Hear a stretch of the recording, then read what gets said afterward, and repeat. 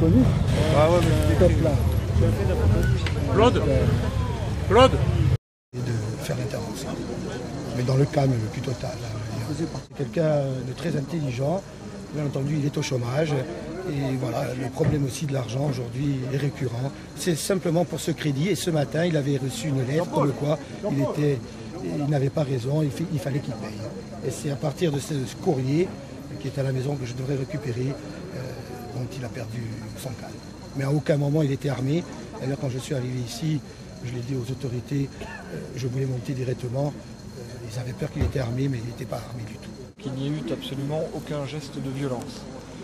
Donc la situation se déroule, c'est terminé dans le calme et nous allons pouvoir procéder à un accompagnement médical de cet individu qui manifestement est en rupture de traitement médical, qui souffre de problèmes psychiatriques qui sont suivis et pour lesquels il a besoin désormais d'avoir un traitement plus adapté. Donc pour nous l'incident est clos et je tiens à nouveau à souligner tout le professionnalisme et la qualité de l'intervention de la police de la sécurité publique de Bastia ainsi que l'action du négociateur de la gendarmerie nationale qui a permis que tout cet événement se passe sans aucun acte de violence.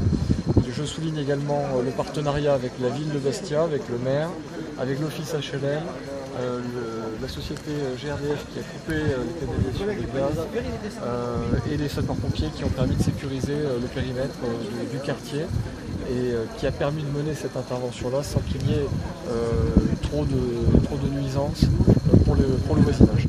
Alors, ce qui a été également déterminant dans la conduite de l'opération, c'est le fait que dans la négociation de crise, nous avons employé l'aide de personnes qui sont des amis intimes, et qui ont permis de nouer un dialogue et de nouer une relation de confiance. Donc effectivement, les négociateurs de crise ont employé un ami d'enfance du forcené, ce qui a permis qu'il se rende en toute quiétude et en toute confiance. Et je le répète, sans aucune violence. Effectivement, un doute, puisque de l'extérieur, des témoins ont vu l'individu brandir ce qui pouvait ressembler à un fusil. Or, après expertise, après tout simplement la fin de l'événement, nous avons constaté qu'il ne s'agissait en fait qu'une barre de métal.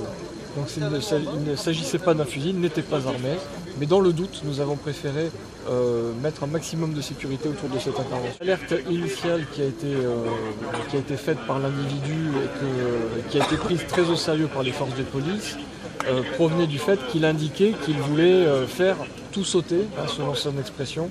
Donc nous avons craint dès le départ qu'il ne mette le feu. Et comme vous pouvez le voir, il s'agit de barres d'immeubles. Et nous avons donc mis un dispositif de sécurité d'une ampleur tout à fait exceptionnelle pour permettre de garantir et d'assurer la sécurité des biens et des personnes dans le quartier.